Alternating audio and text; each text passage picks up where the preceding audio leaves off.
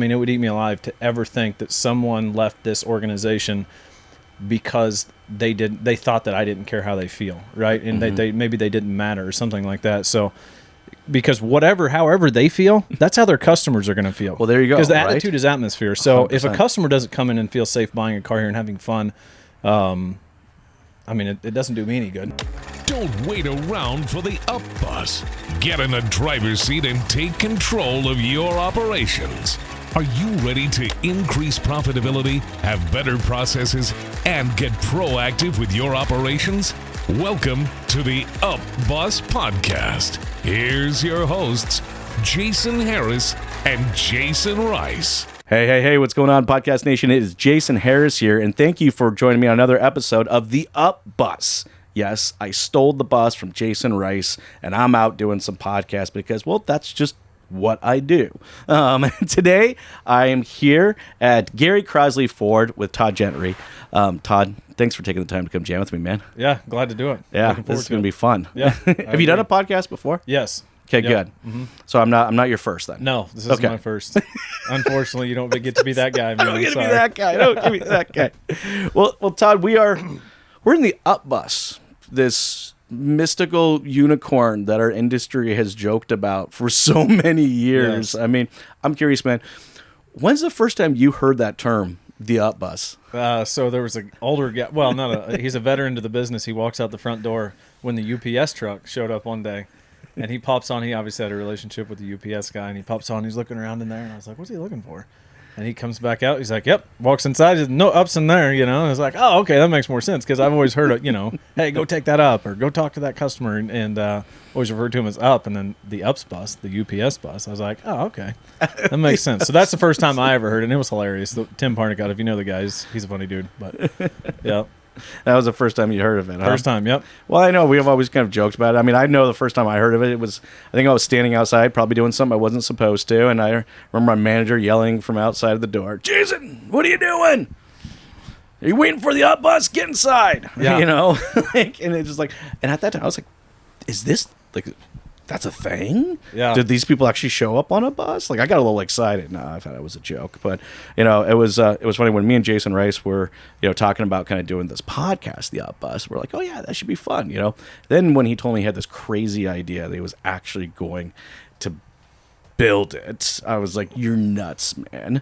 So from my understanding, he went out and brought it to you guys to get it reconditioned. How bad was the shape? Was it pretty gnarly? It was pretty rough. So I actually drove this bus to South Dakota. With a group of friends. My buddy had this bus, and Jason messaged me on Marketplace. He's like, "Hey, do you know this guy?" I was like, "Yeah, it's one of my best friends." And he's like, "What do you know about that bus?" I'm like, "Well, it runs good. I've drove it all the way to South Dakota." And I think we had a fuel filter issue, and that was it. So it was a great bus. He's like, "Well, I kind of want to buy it." So I went and picked it up, brought it here. Yeah. Couldn't really do a ton of reconditioning on it because we're not much of a bus place, but it was, it definitely looks a lot different now than it did whenever we had it. You put a fair amount of work into this thing, yeah. But I'm excited. Like, we've been driving it around, today, and we've been popping in and out of some dealerships, and I'm telling you, those sales people are jumping out. They're taking the photos, and they're just like, "I've been waiting my whole life for this. This is crazy." It's actually been built. But I didn't have to guess or watch out the door for when you guys got here because people were coming to my office. They were like, "Todd, did you see that bus outside?" I'm like, "Oh, okay. So Jason's here." Yeah. So it's kind of cool. Well, I think it's cool because we've always kind of had this kind of negative kind of connotation around the what this is, but Jason kind of took ownership of it, and it's like, let's turn it into something positive, right? It's like this idea of being reactive and always kind of waiting around for this thing to show up. Here we're like, hey, let's be proactive, right? Let's jump in the driver's seat and take ownership of it and really drive it. And I think that's so cool because right now that's so perfect for our industry and kind of just what's going on right now. And I want to get into that with you, but before I do that, I love kicking off these podcasts with a little origin story, right? Because honestly, Todd, I'm always fascinated, right? Like, I don't feel like anybody just wakes up one day and goes, yeah, I'm going to spend a decade of my life or a couple, in the automotive industry. So I got to ask you, Todd, how did you start in this crazy little world we call the automotive industry? Well, I was buying my cars here at Crossley, and I bought my fourth car, and they were like, "Hey, you should just come sell cars." I was like, "Oh, okay." Well, I went back home, and I had a body shop at the time. It was a one-man show. It wasn't a big operation or anything. And so I was doing that, and I'd had some back problems and stuff like that. I was like, you know what? I'm going to apply down there. That would be kind of fun. Maybe I'll just go work, Just go 40 work hours for a it. week, and then come home, do body work at night, and have benefits at the dealership.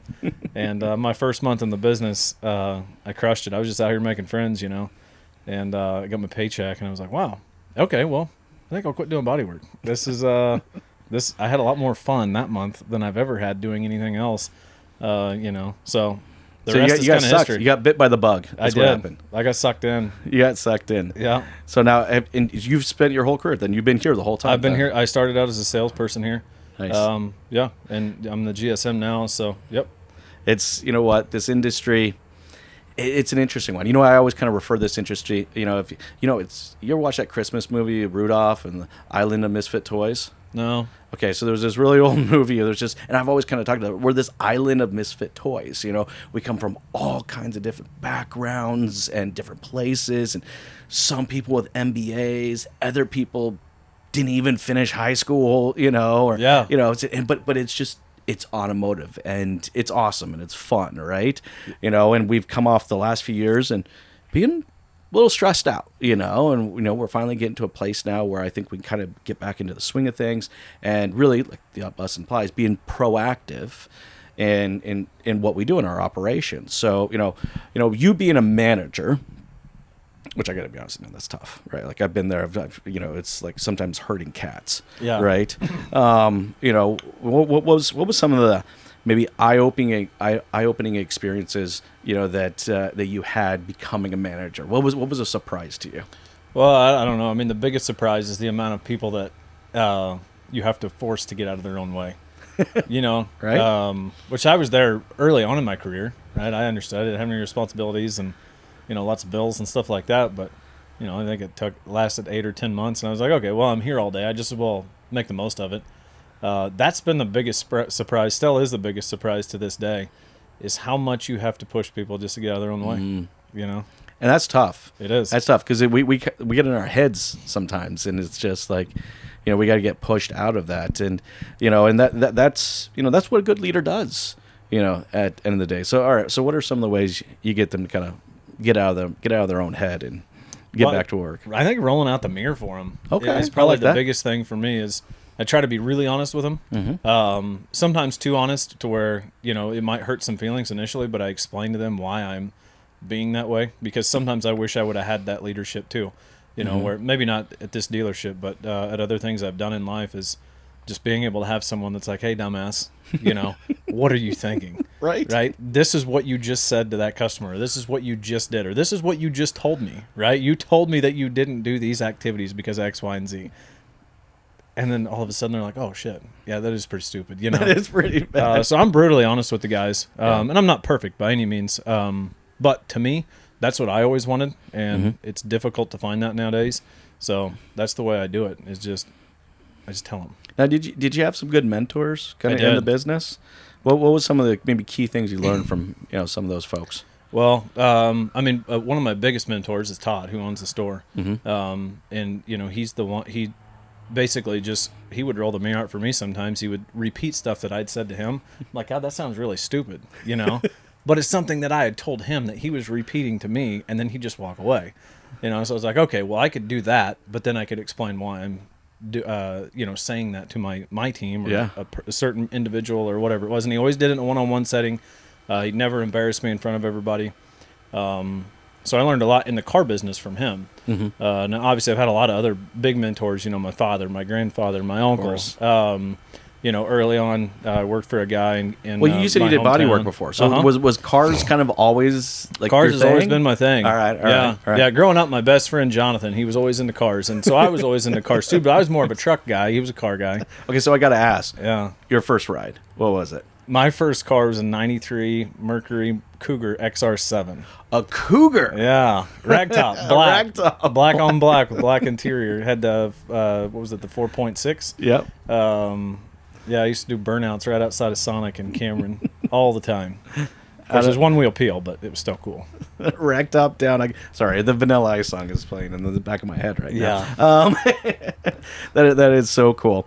So let's going back to just kind of being proactive in leadership and stuff like that. For folks out there, watching this, I mean, one of the things you said that I thought was really kind of interesting is just being honest and being creative, be able to create a safe place to be honest, right? Because I don't always find, that we intentionally do that, but you have to be intentional, all right, to be able to create a safe place where you can be honest, but it doesn't sound like you're just coming off as a dick, right? And it's so funny because I've worked for them, and I think everybody has at some point where it was just like, they're saying things, but it doesn't connect, right? It's not that mirror. So how do you do that for kind of your team? How do you create that safe place to be able to have that honest conversation? Well, I mean, I say it in every meeting. So we have meetings after meetings after meetings. But at the beginning of shift every day, I'm like, hey, does anybody have anything they want to go over, right? Yeah. Sometimes they will, sometimes they won't. But I don't know. I guess it's just something that we've done for so long here that it doesn't really have to be coached or preached or anything like that because they know that they can talk about it. Sometimes we get a little bit emotional, especially when there's a customer on the showroom floor. Sure. But at the end of the day, it is what it is, and sometimes emotions fly too. Yep. But these guys know that even when the emotions fly, at the end of the day, once the customer's satisfied, we're going to sit down and we're going to apologize to each other and build each other and say, hey, here's why I said what I said. I reacted this way. And it just creates a great environment. Our team we're pretty tight-knit. Well, so. and I can tell that you kind of have a natural way of creating that safe place to be able to do that. I love the fact that you actually brought, I love finding rabbit holes, so I'm cool to go down this rabbit hole, right? Of, kind of having the emotional intelligence. Because I got to be honest with you, I wasn't like that. Or I really wasn't. When I was a manager, I wasn't mentored that, as a manager, right? I remember this one lady who worked for me one time as a Christmas gift. She knitted this pillow for me, right? And on the pillow it says, "Shut the fuck up and get back to work," right? And that was kind of an eye-opening moment for me. Okay. Because she thought it was funny, and I think everybody else thought it was funny, and I was like, man, I say that enough that people decide to stitch it into a pillow and give it to me as a Christmas gift. Like, I had to be like, I had that was that aha moment, and I'm like, you know what? Maybe I'm not creating that safe place where, we can really have, conversation or maybe about your performance or what's going on. Yeah. And so it was eye-opening for me, but I think that's something kind of in our industry, that we struggle with. Emotional intelligence is something I had to learn. Do you find that comes a little natural to you, or did you kind of have to figure your way out with that? It comes a little bit natural to me, I guess, but I don't know. I don't know why. And of course, again, there's still times where I'm like, shut the fuck up and get back to work. Right? That still happens daily.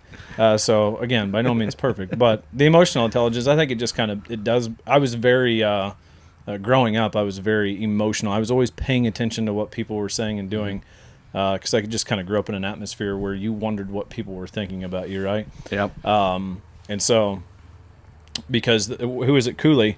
It's I am not what I think I am. I'm not what you think I am, but I am what I think you think I am. Exactly. Right? So that's quote's always stuck with me. And so I want to make sure that my team thinks that I've got their best interests at heart. I'm always going to be in their corner. So I make sure that I'm doing, saying, and acting that way, so to where they can always come to me.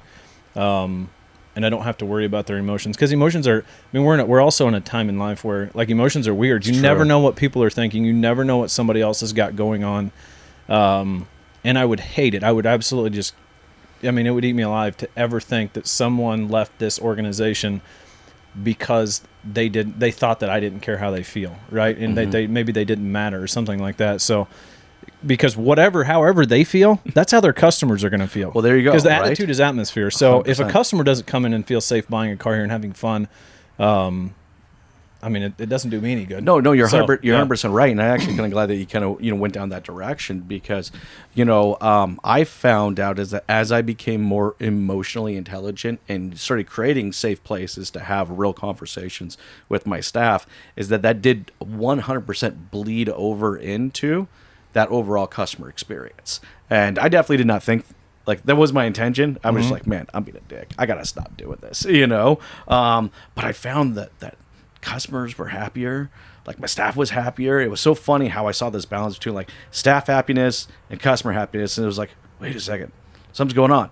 my staff's happier, my customer's happier. Yeah. What's going on here? It's You weird. know, if you see the same thing happen? Yeah, 100%. And it really positively affects, kind of the culture of it. So I think kind of my next question for you. Now, how would you kind of describe the culture that you've kind of created here?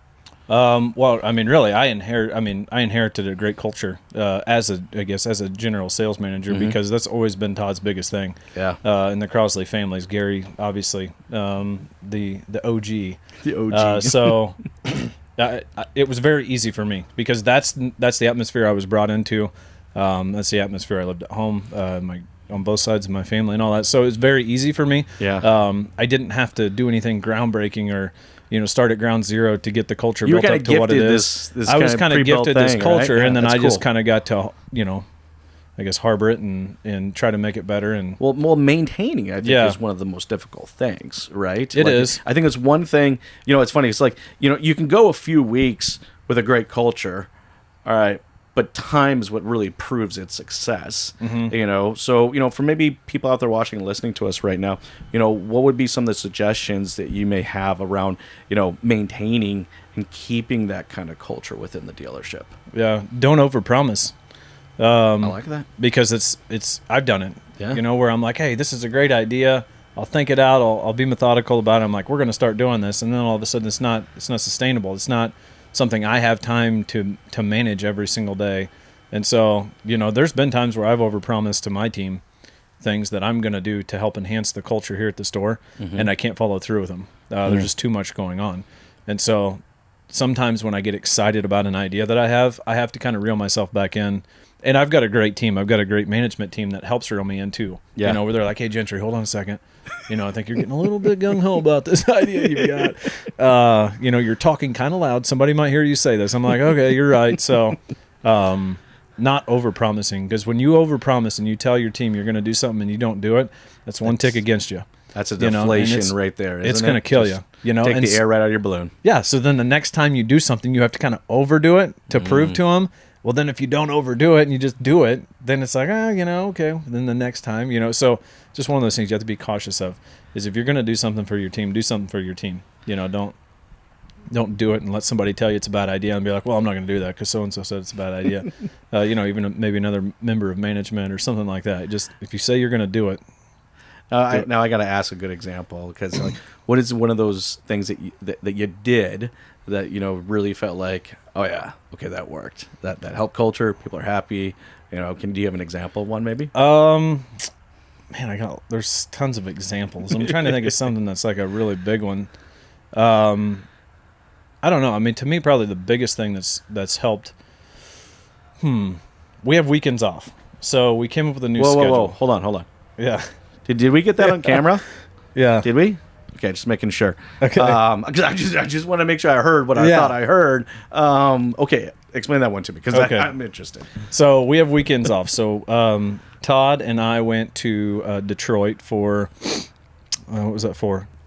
It was a guest immersion is what it was. Basically just speaking on Ford was speaking on how we need to be able to cater to, the world that we live in now, which is, everyone's got feelings and emotions, and there's him, he, her, they, them, all the different stuff, right? Yep. Agree or disagree with it. It's something that we have to be ready for. It is what it is. So, they basically kind of showed us how many women are in our market, how many, Chinese, blacks, whites, all of this different stuff, and how we stack up against them for how we're staffed, right? Sure. And what percentage of women work here and what percentage of men, and black and white and Hispanic and all this other stuff. So, when we were there was a gentleman there that said that he gave his sales team weekends off, and Todd and I never got to connect with the guy. And so it's something that him and I had kind of crossed paths, and we're like, hey, you hear about that guy with weekends off? I'm like, because I it's heard a really rare idea. Yeah, I heard about it, but I didn't know which guy it was in the crowd that had said that. He's like, well, I know who it is. I'm going to go talk to him. Well, we never got to talk to this guy. So I was sitting there talking with Jamie Cook, one of our finance managers, and I was like, hey, I really want to figure out a way to come up with weekends off for these guys. He's like, dude, you're never going to figure that out. I'm like, I really think we can figure that out. Well, Jamie likes a good challenge. Sure. And so he helped me develop the schedule to where every manager in the building, in the sales side, and the variable side, every manager, every salesperson, every finance manager, everybody has at least one 3-day weekend a month. So it's a Friday, Saturday, Sunday. Wow. So they get 12 of those a year. That's huge. And we were able to develop that didn't, mess with pay, anything like that. Like nothing negatively impacted them. And we're up year over year. We're up 7% from last year, and last year was a good year. We got number one in the state it's in at new happier car. staff, happier customers. Yeah. And I mean, look, here's the bottom line. You didn't have to do that. Mm-hmm. Like No. that's what you didn't have to figure it out. You didn't have to spend the time or commit to a process to being able to build that out and craft it out.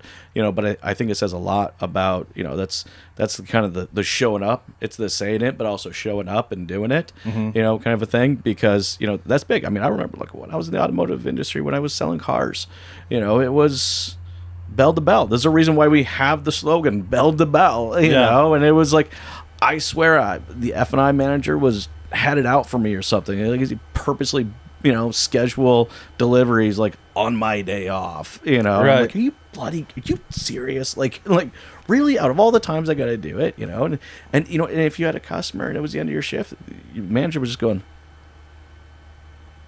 Yeah. but look, and that is definitely one thing that that the automotive industry has had, kind of that reputation of not necessarily being, that balance, that family work life balance, and you guys have made the commitment to doing that. That's pretty cool. How was that? How was the staff's feelings about that? How did they feel about it? Oh man, you'd have They all thought jacked?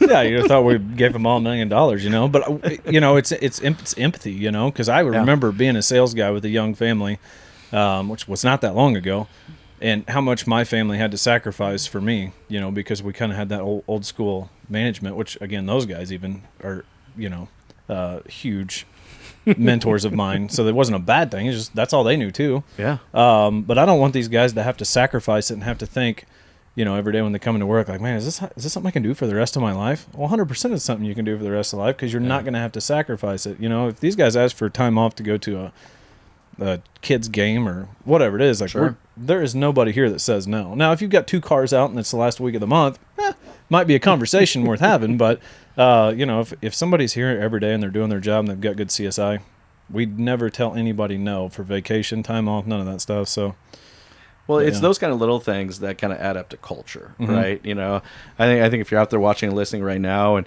what you've kind of identified is that it's never one big thing that really kind of creates the culture of a dealership, or it creates even the experience for the customer. It's never one big thing, because if it was a big thing, we'd fix it. Yeah, right. Be done. Yeah, like we'd figure it out. Like, oh, okay, I need to go over there and move this or change that, or what it is. But it's always the little things that add up to being kind of big deals. And I think that's kind of a good segue into the next question I want to ask you around the customer experience, right? Because we've talked about kind of the to have a good customer experience, foundationally you need to have happy staff, and that staff experience needs to be a good experience. Now, things have changed a lot, right? Yes. I mean, the customers changed. I mean, Yes. I've been in the business for a while. You've been in the business for a while, and it's just like, wow, what the pandemic did, to the customer, good or bad, just what it did to it. The expectations were here, and the expectations are here. It's like they expect Amazon experience from everyone. I just go in there and I press a button, and something shows up, right? But I think it's those little things, the little commitments that we make to that customer experience that makes a big one. So I'm curious, maybe some of the little things that you guys have committed that creates that overall customer experience here at the dealership. Yeah, well, I mean, it's what we tell the guys in every single day. We have the easiest job in the world, because what we are willing to do, the next guy's not willing to do. The next dealership's not going to do it, right? So if that means grabbing a car, and the customer's uncommitted on coming in for an appointment to look at the edge, and they live 15 minutes down the road, or they have a Pleasant Valley address or a Kearney address or Cameron address, even for that matter, get in the car and say, hey, I'm in the edge. It's the one you wanted to look at. You mentioned you don't have to work today, but you got the kids at home. Let me just bring it up to you. Yeah. While I'm there, I'll take a peek at your trade. You can look around the car, see if you like it. Right? Guess what? Well, meeting the customer where they want to be met. Yeah, no one's going to do that. They really, but they it's really the perception that you're offering. It's the willingness. See, that's okay. I think that's something we have to identify for everyone out there watching and listening right now. Is that people get really kind of scared of these big these big customer experience initiatives, and what? Some people will. It'll be a small percentage of it. But I think to what you're hinting at is the willingness to do it is that perceived value that sets you apart from your competition. And what I'm saying, what I mean by no one's going to do it, I mean no other sales guy is going to do that. Oh, yes. Yeah, because I don't care if the 100%. customer takes me up on it or not, because you've been in the business. Yeah. How many people are you actually going to talk to in front of you today? Exactly. I mean, at a very busy store, 3. Yeah. Right? So if it's 9:30 and somebody inquires about a car, guess what? I can be to there. Even if I'm going to Cameron, I can be to Cameron and back by noon. Yep. You know what I mean? And I still have the rest of the afternoon to talk to 2 more people. Face to face. So do it, because the next guy down the street, the next guy that they call, he's not going to do it. Well, he's not going to offer it. No. That's what I'm saying. Even if the customer doesn't take you up on it, it's the perception that you were willing to do it. Yeah. I agree with you there too. That's what it is. Yeah. It's that willingness to meet the customer where they want to be met. I mean, I don't know about you, but when I first got taught to sell cars, all right, I remember it was a 2-week training course that was unpaid, by the way. All right, and 30 people showed up, and the guy in the front said, "I'm going to hire 4 of you." What? Wait a second. This happens? This is a real thing? You know? Yeah. But you're all going to make 6 figures, so you're going to want to stick around. Okay. I think I got conned into the business. But I mean, I remember being taught this 12-point walk around. And the whole point of this walk around was to maintain control of the customer. Like, I remember one point they're telling me, like, well, yeah, you open the hood because you're going to go over this and this and this, but don't use the latch. Don't use the latch. No, you make the customer keep the hood open for you as you present it. And it was this, and it was, we are so far from those days. Yeah. Thank God we're so far from those days. But now I think the pendulum is swing almost so much more to the other side, where it's like, customer's expectation is that they're not looking for a sales process to follow into, right? They're looking for a buying process, and you have to meet them where they have been, where they want to be met. And if you got to drive out there, then you got to drive out there. Yeah. What are any other initiatives like that? The walk around, though. I mean, we still train our guys that before they get on the floor. Yep. 100%, because it's Grant Cardone says when value exceeds price, people buy things, right? And I'm not a huge Cardone groupie or anything, but I think that little phrase means a lot, because he's right. So show the customers the car. Yep. Do a walk around. If they're going to listen to you, do a walk around for 5, maybe 10 minutes at the most. If it's a Platinum 450 or something, do it. Well, I think it's also about the intention behind doing it, right? Yeah. It's like the old days, the intention was to maintain control. Today, it's what the intention is to educate and to connect. Mm-hmm. It's so funny. Like, we use the word sales consultant many, many years. Yeah. I don't remember doing a whole hell of a lot of consulting when I was selling cars, but then the progression changed. I would say maybe for me it was around 2010. Kind of then moving forward, but now even more so than ever, the expectation is that I'm coming in to speak to a consultant. Yeah. Someone that's going to kind of help me and guide me through not a sales process, right, but a buying process that I'm comfortable as a consumer. And everything has to be tailored. No different than the walk around, because you can still talk too much in this business, right? Talk your way out of a deal. That still happens. So it's and I preach it all the time, is a relationship, mm-hmm. right? When you have, because we still have a lot of the same sales processes, like the guest assessment and the walk around and stuff like that. The point of those is to get to know the customer better, right? So when you're doing your guest assessment and you want to know the customer's needs and the customer's wants, and the customer says, well, I want 3rd row. Great. Do you have kids? Right? Genuinely be interested. Why do you need 3rd row? Yep. Right? Well, hey, I really want the blind spot mirrors. Cool. You know what? That's one of my favorite options. The guys make fun of me all the time because I won't drive a car without bliss. Why do you want it? I just like it because I don't like to lean up and look over. But why do you like it? Well, I had a surgery. I turned into a neck surgery because I raced ATVs or something back when they were a kid, right? Sure. As customers are talking about that kind of stuff, like, you're building a relationship with that customer that's literally going to last you forever. That's your retirement plan. Why would you not want to spend the time to get to know those things, build the relationship, and still stay in the old school process? And I find some of the best dealerships out there, still have a major focus on client relationship. I'll share this with you. I want to get your kind of thoughts on this, because someone told me this. A mentor of mine told me this when I was midway through my career, right? And he goes, Jason, you need to stop. And I said, what do I need to stop? And he goes, you only need to sell 500 cars in this business. I'm like looking at the rate I'm selling cars. I'm like, so wait, I'm going to be done in 2 years? Like, what do you mean? Like, is there like this 2-year retirement plan that I don't know about? Like, what is this? He goes, no. You need to create 500 relationships and build on those relationships, and you will have a lifelong career in this business. And that was eye-opening for me, and luckily I had that mentor, and I did take that advice, and I did break those relationships, and I sold multi-generations of families vehicles, grandpa, dad, son. It's a good feeling, and like, oh, it's an amazing feeling, right? I tell people, think about getting into this business. I'm like, yes, but you understand it's a relationship business. But I think, I hate to say it, but, and I could be wrong, but I'd love to get your thoughts. During that pandemic, I think we got away from that a bit. 100%, because it was like, hey, is that van still there? Which one? The Odyssey? Yep. Okay, I'm gonna come up and grab that tomorrow. No, you won't. Somebody will be here tonight to get it. Right? You know what I mean? Yeah. And it was. We thankfully we did a pretty decent job, but I mean, it was easy, right? Well, even our guys that are really good at building relationships and love doing that, they got lazy. Yes. I got lazy. Hell, there was times customers would call and be like, I'm not going to try too hard to try to find another car for this guy. Cause number one, I probably don't have one. And number two, somebody's probably going to be here in the next hour to pick that thing up. Pretty much. So I'm guilty of it too. They weren't the only ones that messed up. Hell, I messed up plenty of times during the pandemic. I got lazy. I did. Well, because, the bus was there. Yeah. It was like kind of physically happening at that time, and I don't know about you, but I actually kind of like when the business is like how it is right now, where like you got to dig a little deep, like I don't know. I find most people that get into automotive are slight chaos junkies in themselves. Maybe because I came from a family that like had managed restaurants and stuff, and there's just like chaos was like embedded in me or something. I kind of like it, but I always want kind of a bit of a challenge, and I feel I like this kind of coming back to say it's like, no, customers got options now, and I need to actually provide an experience to earn the opportunity to do business with them. Have you guys seen that for yourselves as well? Now, have you kind of seen that tide start shift? Oh, yeah. But, well, matter of fact, before I walked out here, I was in there. There was the Drews were in there buying an Explorer. We dealer traded them. Scott Ostrander was helping them, and just worked his ass off for these customers. And right, he should, right? That's what he should do. 100%. But he built a relationship with them.